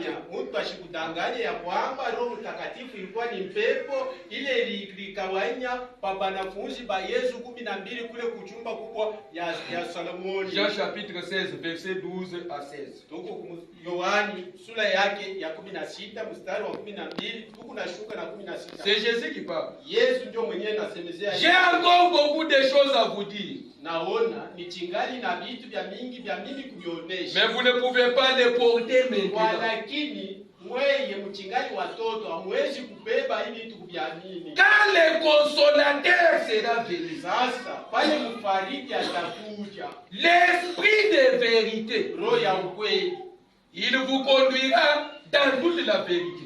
Roho Mtakatifu wala ule roho ya mfariji ndio atamiongoza mkweli mutele ya. Il vous conduira dans toute la vérité. Atamiongoza mutele ya ukweli. Car il ne parlera pas de lui-même. Kwani yeye asitazemezea kwa yeye peke yake. Mais il dira tout ce qu'il aura entendu. Sasa atemionesha kwa lakini kwa vile vilikuwa bishasemezea. Et il vous annoncera les choses à venir. Na yeye atamitambulisha tena mambo itakuja kumbele. Il me glorifiera. Atenitukuza. Parce qu'il prendra de ce qui est à moi. Kwani atachukua benye binakuwa ndani mwa. Et vous l'annoncera. Na atamitambulisha. Tout ce que le Père a est à moi. Kusema ukweli. Yote kile baba alikuja kiku ndani mwa. C'est pourquoi j'ai dit qu'il prend de ce qui est à moi. Pale niko namionyesha sema atachukua paka kile baba iko ndani mwangu. Et qu'il vous l'annoncera. Ndio kile atamionesha. Encore un peu de temps. Wakati iko kidogo. Et vous ne me verrez plus. Watu wa mingi hawataniona. Et puis encore un peu de Na temps. wakati tena ingine. Et vous me verrez. Mweye mutaniona. Parce que je vais au Père. Ni kusema mimi naanza kuondoka na Yesu kwa baba. Des langages, n'est-ce pas? Sinakuya misemo mbili tatu. Encore un peu de temps et vous ne me verrez Wakati plus. kidogo mutaniona. C'est pourquoi nous ne voyons pas encore Jésus Ndio aujourd'hui. kwa maneno. Yesu hata vile watu biko na chunga sema atakuya atatunyana. On ne le voit pas. Ana.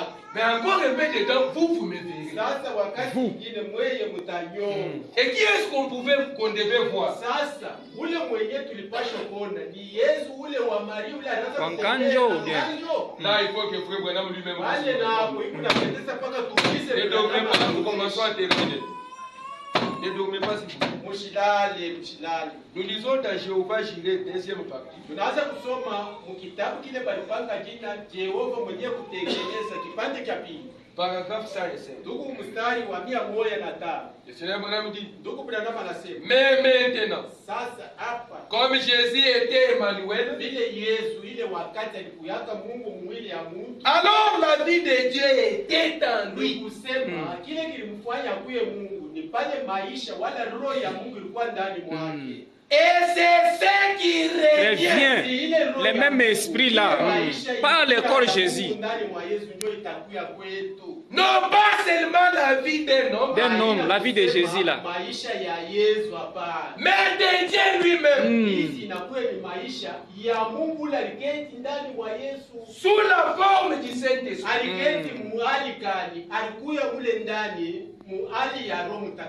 Que le Seigneur vous bénisse. Amen. Maintenant, qu'est-ce que le Saint-Esprit? Sasa Branham wewe unatuonesha ule alikuwa ndani mwa Yesu alikuwa Roho Mtakatifu. Roho Mtakatifu ni nani? Ni nani? Nous sommes dans le message intitulé Les combats. Sasa tunakuya mumjumbe ile Branham anapanga jina nasema ukomvi. Prêché le 31 décembre 1962. Ya le 31 décembre 1962. Au paragraphe 19. Tuku kumstari wa 19. Il dit, Anasema vous savez, munajua beaucoup disent, watu wa mingi wanasemaka hivi. ils disent aujourd'hui que le diable n'existe pas. Watu wa mingi wanalandanaka sema shetani ashina. Eh bien, ils croient que c'est simplement une pensée. Wanasemaka mtu ule tunaweza kusema ni shetani mpaka ule anaiba wala ule kuna mawazo mubaya. Ils croient cela. Bali kuna amini vya vile. Et il y a des gens qui croient que le Saint-Esprit est une bonne pensée. Na kuku bantu bengine beko nasema Roho Mtakatifu ni mawazo mzuri wale vitendo vizuri. Et que le diable est une mauvaise pensée. Na utaona mtu mwingine anakuonesha sema shetani ni kama weye huku nenda na kulandana wale huku nafanya vibaya. Mais remarquons que lorsque la Bible parle du Saint-Esprit, sasa mwangalie kama unashikia mu Biblia beko nasemezea maneno ya Roho Mtakatifu. Dieu dit, Mungu alisema car le Saint-Esprit, pale troisième personne du singulier, une personne, sera venu. Ye Roho Mtakatifu atakuja Et il, entre guillemets, ni kusema ye banaweka mumikara. est un pronom personnel. Kama unashikia banasema ye alisemaka na hivi. Beko nasemezea mambo ya mtu ule alikuyaka pa ile fwashi. Voyez-vous? Munaona no mtu mwingine. Il est là. Voilà. Ainsi, Njoo vile. il est une personne. Oui, oui. Sema kama unashikia beko nasema ye, ule ye anarudiaka kwa fwashi ya mtu. Ya muntu. Pour gagner le temps, Sasa tu ya kushinda kuponda muda, nous prenons encore ces messages. tunachukua tena hii mjumbe. Les investissements. Tunakuya muibada. Wala Les investissements. mufasi za kuwekea vitu. Paragraphe 121. Tuko mstari wa 121. Nous pouvons lire même 3 ou 4 citations. Nawezi kusoma miandiko 2 wala 3 na tunamaliza. Paragraphe 121. Tunakuwa kwa mstari wa 121. Nous voulons que Branham puisse nous montrer qui est le Saint-Esprit. Tuko napenda vile tunatambua maneno vile ilikuja, tujue Roho Mtakatifu ni Parce que nani. le Saint-Esprit, c'est lui-même le Père de Jésus. Kwani Roho Mtakatifu ndio mwenye baba wake wa Yesu. Ule aliketi ndani mwake. Et c'est lui le créateur de toutes choses. Roho Mtakatifu ndio muumbaji wa hii vitu vyenye Le kuonekana. Saint-Esprit, c'est Dieu lui-même. Tuseme Roho Mtakatifu ndio Mungu mwenyewe. Jésus a dit, Yesu alisema, pour ces jours-ci, alisemaka juu ya hii wakati. il a dit, Alisema, lui, yeye. c'est qui est un pronom personnel. Kama unashikia banataya yeye, unaonesha mtu ula takuja. Lui, le Saint-Esprit, Yeye Roho Mtakatifu. quand il viendra sur vous, Bale atakuja kweli. il viendra à vous. Atakuja kweli kwenu. Il vous montrera ces choses que je vous ai enseignées. Yeye atanionyesha hivi vitu nishamifundisha. Et il vous montrera les choses à venir. Na atanitambulisha mambo itakuya mumwenda masiku. C'est toujours la même chose. Si ni kitu moja moja. Le Saint-Esprit Roho Mtakatifu. est le prophète parmi nous aujourd'hui. Aujourd'hui. Amen. Labi mkubwa ule alikuta katikati yetu. Le Saint-Esprit Roho Mtakatifu est le prophète. ni labi. Prenons encore William Branham. Bebe tena William Il faut Branham. que nous soyons bien fixés. Hii mambo tutakufa paka na hii kweli. Sinon, vous allez manquer comment découvrir qui est Dieu aujourd'hui. Kwani kama akikuye juu ya hii mwangaza hii, hatukujue Mungu wa kuabudu ni nani. Les uns du temps de la fin. Tunakuya sasa mahubiri ile balipanga jina wapakalio wa masiku za mwisho. Paragraphe 100. Tuko kumstari wa 100. Le Seigneur Branham dit, Bwana Branham kwa sema le Saint-Esprit Roho Mtakatifu est le prophète de cette ère. Amen. Roho Mtakatifu kama unatafuta kuona ujua sema ni labi ule wa wakati yetu. Il confirme sa parole. Yeye Roho Sa Mtakatifu parole. kazi yake ni nini? Pas la parole Ni ya d'autrui, kutimiza sa parole. neno lake. Il la démontre. Na hebu naionyesha kumbele ya watu asema mwangalie vitendo vya neno. Vous irez continuer. C'est la parole du Saint-Esprit. Nous prenons encore un message. Tuko na beba tena mjumbe hii. Alors que le Saint-Esprit, le prophète de cette ère, même celui de l'église catholique, monsieur l'abbé, va te dire que c'est William Branham. Kama utaswali mtu yoyote anajua ya kwamba hii kizazi ni kia Laodikia na nabii wa wakati ya Laodikia ni nani? Ni William Branham. Maintenant, comme il est venu, Sasa vile ashakuwa et nous avons découvert que c'est lui le Saint-Esprit, na tunamtambua sema yeye ndio nabii mwenye kuja tena Roho nous Mtakatifu. allons toujours continuer avec ce que notre pasteur nous a dit que c'est notre précieux frère. Tutawezi kubakia na ile mahubiri ile pastori yetu moja hivi alitufundisha sema Branham kuna baki paka ndugu tu bure. C'est un homme comme nous. Yeye tu ni muntu tu paka vile balituzalaka na shii. Il s'est marié, il a eu des enfants. Si mnajua tu Branham ule aliowaka na anazala na yeye Mais dans l'Ancien Testament, sasa mwagano la kale dans Habakkuk chapitre 1 verset 5, Mwabakuka sura yake ya kwanza mstari wa 5 l'Éternel avait déjà promis ce qu'il devait faire aujourd'hui. Wabakuka ule C'est que les gens ne comprennent pas. Alisemaka bila Mungu alipasha kutenda maisha. Et ce que Dieu devrait faire aujourd'hui, Sasa kile Mungu alipasha kutenda maisha. c'était quelque chose quand on la raconte à quelqu'un. Vous niez. Kama wanaanza kuonesha sema Mungu mumbaji Ena watoto. anazala hapo na yeye watoto. Unabisha. Et personne ne pouvait pas les croire facilement. Habakkuk 1:5. Mungu aowe, Mungu azale, wewe unazala. Mais kuna katala Mungu ashizale. Dieu aujourd'hui s'est marié. Mungu leo anaoa. Que le Seigneur vous bénisse. Amen. C'est pour que les gens, les incroyants, les païens ne puissent pas croire. C'est pourquoi Dieu s'est marié.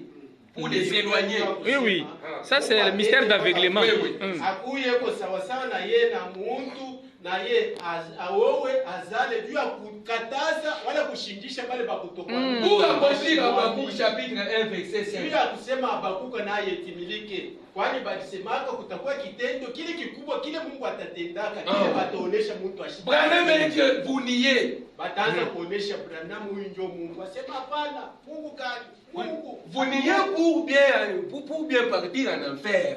Oui. Ule kutokuamini kwako, huku nakatana kuamini ukweli juu ya kusema wewe utaenda mungeni. Prenons d'abord cette dernière citation. Tuchukue sasa hii mwandiko ya mwisho. Dans la grande commission, tunakuwa sasa mjumbe mkuu.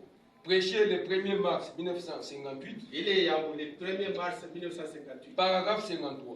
Parce qu'aujourd'hui, les gens, vous trouverez les gens dans ces messages en train d'attendre la seconde venue de Jésus-Christ qui viendra avec la robe dans les airs. Dans les airs. Walakini leo inakuwa ni mvuruku. Kama unaenda huku kumajango, Yesu wako pale utakuyo kushinyaji. Bantu beko nachunga paka kunyanuliwa. Yesu atakuwa Yesu achache. Écoutez ce que le Seigneur madame. Sasa tushikie kile Bwana l'histoire. Paragraphe 53. Tuko kumstari wa 53. Et je me suis dit, sasa mimi Branham nilianza kusema, le grand Saint-Esprit ne se comporte pas mal de toute façon. Roho Mtakatifu haitendaki kitu cha uongo wala kibaya hata namna moja. Et j'ai pensé, sasa nilianza kuelewa, je ne l'ai jamais vu faire quelque chose mishi yaonaka Roho Mtakatifu anatenda tu kitu hivi sans que cela soit dans les Écritures. Kama kile yuko natenda akina mmiandiko. Et lorsque je suis rentré à la maison, sasa wakati nilianza kurudi kunyumba, j'ai commencé à prier. Ndio nilianzaka kuomba, Seigneur, Bwana, où peut-on trouver ceci? Sasa naweza kupata hiki wapi? Si le Saint-Esprit a agi de la sorte, kama Roho Mtakatifu ilianza kutumikisha wale watu mwile na Mungu a agi de la sorte. Vile Roho Mtakatifu inaweza kutumika mwili na Mungu. Dans Saint Jean 12, sasa Yohani sura yake ya 5, nous voyons là où notre Seigneur priait. Tunaona fashi Bwana wetu alianza kuomba. Et certaines personnes ont dit quand le Père lui avait répondu, batu bingine balisemaka wakati baba alimpachaka majibu. Ils ont dit, balisema c'était un tonnerre. Hivi bilikuwa tu ni ngurume. Dieu vit encore, mes frères. Et nous attendons quelque chose dans les lointains là-bas.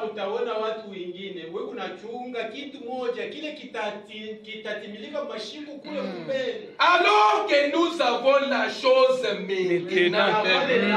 Ils attendent la seconde venue. Et nous attendons quelque chose dans les lointains.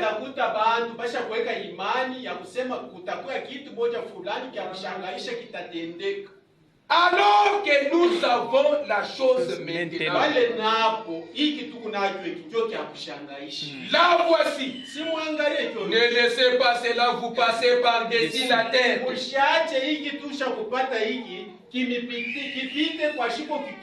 Comme ce fut le cas pendant les âges.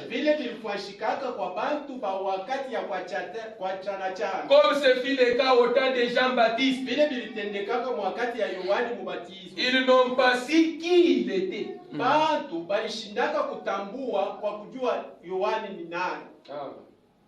Les gens ne savent pas ce que le Saint-Esprit. Ce n'est pas quelque chose pour former une organisation.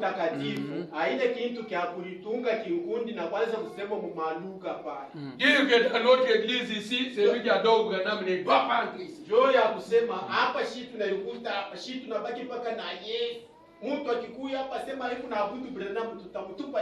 Ce n'est pas quelque chose pour former une organisation.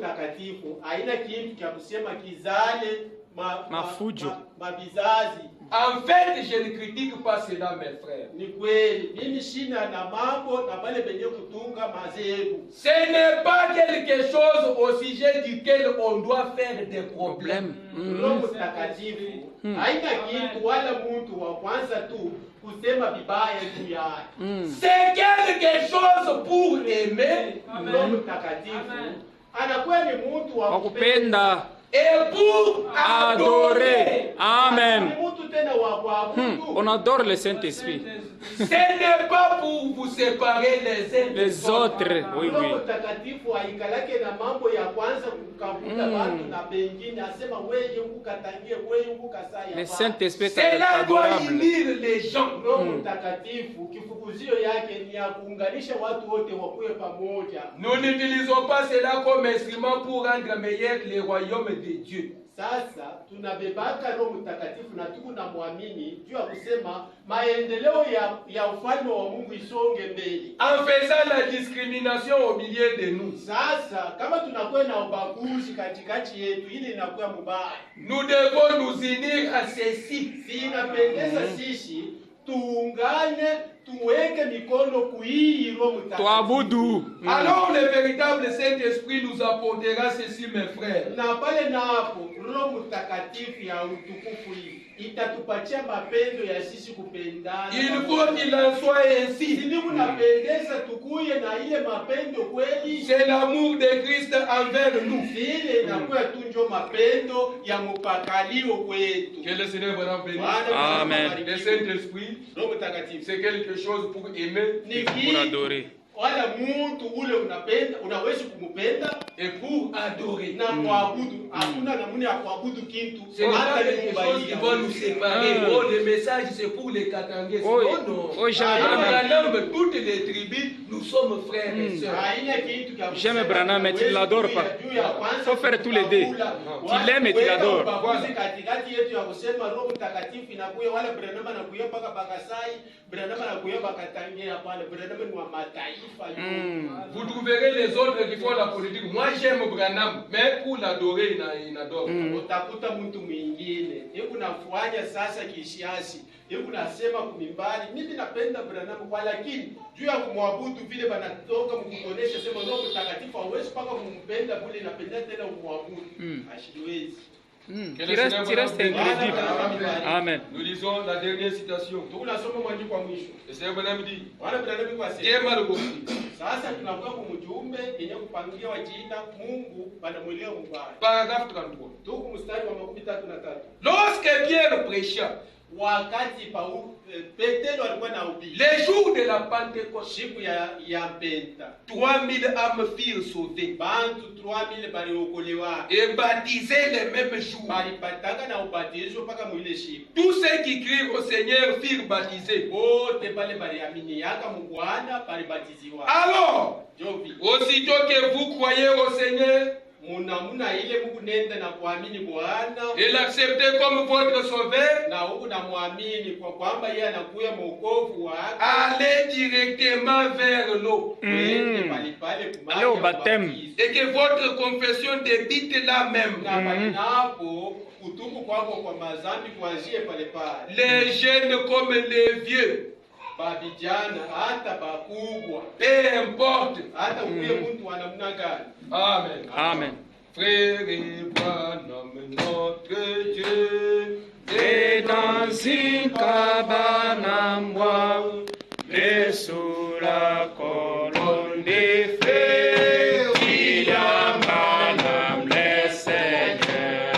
William Branham, Oh, William Branham, Alléluia, Marionnette Branham, c'est comme nous dit l'Évangile. Alléluia. William Branham, William Marion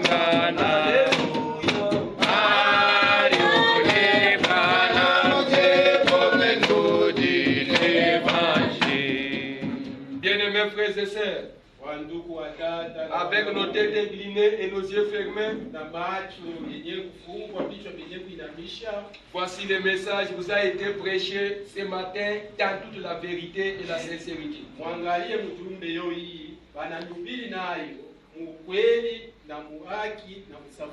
Le Seigneur Branham dit que l'étroite est la porte. Sasa Bwana Branham anasema kabalabala kadogo ndio ndia. Là où il y a peu de gens, c'est là où il y a le chemin du ciel. Amen. Fashi batu kidogo bi kunatembea mkale kabalabala kidogo ndio njia yenyewe kunaleta kwa Mungu. Mais spacieux est le chemin qui mène vers l'enfer. Balabala ile kunaona batu bamingi beko natembelea hapo. Ndio ile kuna baleta na boku kifo wala kungena. Ça peut être votre première fois d'entendre ces messages. Inawezekana ni mara yako ya kwanza ya kusikiliza hii mjumbe. Les messages qui parlent de la divinité et de l'adoration. De qui est Dieu aujourd'hui? Mjumbe yenyewe ile iko nasemezea na Mungu na Mungu mwenyewe ule anastahili kuabudu leo ni nani? Voilà que tous les clés ont été ouverts pour vous. Wangali mafunguo yote hiyo inakufungulia milango.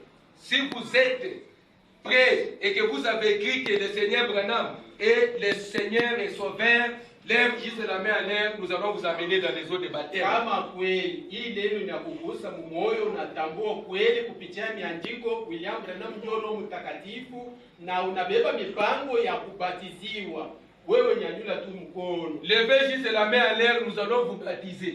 Weka tu mkono yulu, sisi tutende na wewe mumai ya ubatizo. N'attendez pas de faire ce que vous devez faire aujourd'hui, demain. Wewe ushichunge asema mimi hiki nilipaswa kutenda leo takitenda hata kesho. Si vous avez compris que ceci est la vérité, kama unaelewa ukweli kwa kusema hii ndio ukweli yenyewe ya Biblia. Aujourd'hui Dieu peut te reprendre, tu passeras à la barre de jugement. Leo kama ubebe ubatizo wako, Mungu anaweza kukuchukua leo unakufa kisha mnaenda kukuta kukisambo kinene. Et on va te poser la question, n'est-ce pas on t'avait prêché ce message? Sasa pale bataanza kukuswali kwa kwamba wewe au kusikilizaji hii mjumbe pale ulikuyaka pa dunia. Qu'est-ce que tu avais fait en écoutant ce message? Sasa kinini kile ulitendaka, ulibebaka mipango pale ulishikiaka hii neno? Le jugement sera sur vos propres mains. Pale napo ujue hukumu itakuwa ni mikono lako. C'est pourquoi Ndio pale nous vous attendons. ukuna kuchua. Soit vous levez la main en l'air, Wala utawezi kunyanyua tu mkono yulu. soit vous montez ici. Saa zingine utawezi paka kupanda hata kumimbai huku. Nous allons prier pour vous. Tutakuombea. Après vous amener dans les eaux de Kisha baptême. yake tutaenda na wewe kubatizo. Écoutez les conseils que le Seigneur Branham vous donne. Tushikie vile Bwana Branham kunatupatia sheria. Dans écouter sa voix. Tushikie mjumbe ya usikilize neno lake. Paragraphe 83. Huko mstari wa 14. Le Seigneur Branham dit, Bwana Branham tandis que le diable ce matin est là à dire, vile unatoka mkushikia neno la Mungu, utashikia shetani kulishikia kwako kule kuna kuonesha. ne va pas te faire baptiser. Yuko na kuonesha hata moyo wako asema acha mbele kwenda kupesha sema ukabebe ubatizo. Un autre qui dit, Utashikia tena sauti nyingine oh, remets ça plus tard. asema hii ubatizo utaibeba hata mwenda mashiku. Ce sont des démons qui vous parlent. Si bademo na boba dasumbuliaka na manasi yetu. Un autre qui dit, Utashikia mwingine kuna kuonesha. vaudrait mieux t'assurer de bien savoir ce que tu fais. Yeye kunapendeza ubebe mbele kimya kumbele yawe kubeba mipango. Et l'autre qui dit, Utakuta mwingine il ne pourra plus t'amuser. yeko na kuonesha sema achana na vile bingu. Laissez le moyen de régler la question. Sasa wewe kama unapenda sema upate mahakikisho. C'est de confronter ça avec la parole de Dieu. Ubebe ili banatoka mkukuhubiri, wende ubiangalishe na neno la Mungu ujue binasema nini. Mais aujourd'hui, Sasa leo on dirait que les gens ne veulent pas faire ça. sasa bantu abapenda hata kuangalishisha hivi banahubiri na kwenda kuona banabiandika wapi mu Biblia. N'écoutez pas ce que Satan te dit. Wewe ushaanze wewe kuweka kishikio kubile shetani huko na kusumbulisha bana. Lève la main maintenant en l'air. N'ayez pas peur. Sasa wewe nyolosha tu kilole yu. N'ayez pas honte. Wewe ushikuye tu na haya. Voici votre heure. Si wakati yako ya wewe kuokolewa na wewe yoi. Pendant que nous continuons encore avec ces cantiques, Wakati tu kunaendelesha na hii mwimbo. chacun de nous va entrer dans la prière. Moja wetu ataingia na yeye mu maombi. Et après, nous allons continuer. Na kisha yake tutaweza kuendelesha. Un ange saute dans une lumière, faisant lui dans une cabane, lui donna la commission, amène les gens à te croire. William et Branham, William Marion Branham,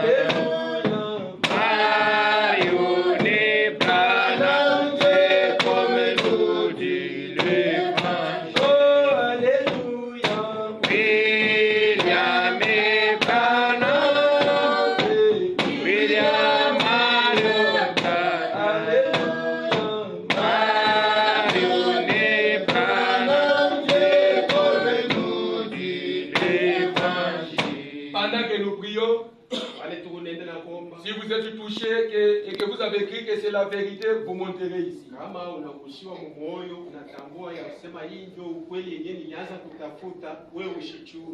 Ou soit si vous avez encore des questions, pour ceux-là qui ont des questions, ils vont nous les poser à la sortie.